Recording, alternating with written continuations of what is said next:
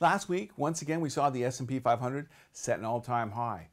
Last week, we also saw the GOP in the U.S. pass Trump's proposed budgets, although the tax cuts that everybody's talking about may not even ever be implemented and have a lot of obstacles in the way. Investors look favorably upon the results of what took place at the GOP.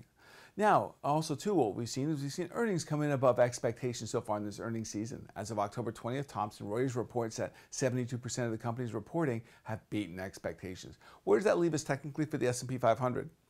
Well, first of all, when the S&P 500 is at an all-time high, it's very difficult to say anything negatively about the technical picture from a price perspective.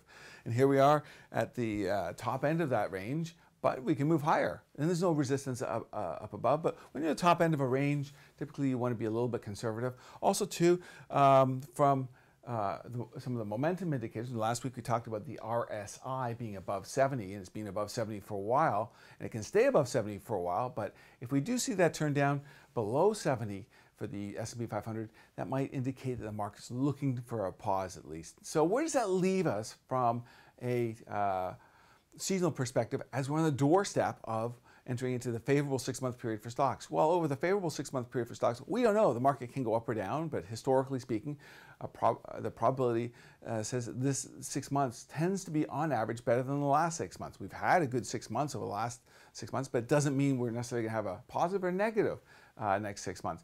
So from a seasonal perspective, you're looking for a transition strategy to increase allocations into the marketplace. And typically when the market's overbought like this, yes, you need to allocate into the market from a seasonal perspective, and some of the sectors in the market as well that have seasonal tendencies at this point.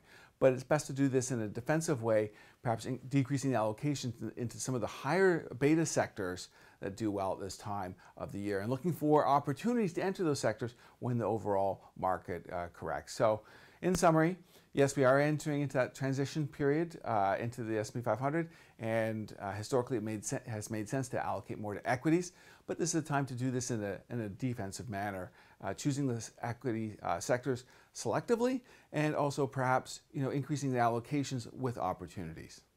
Thank you very much.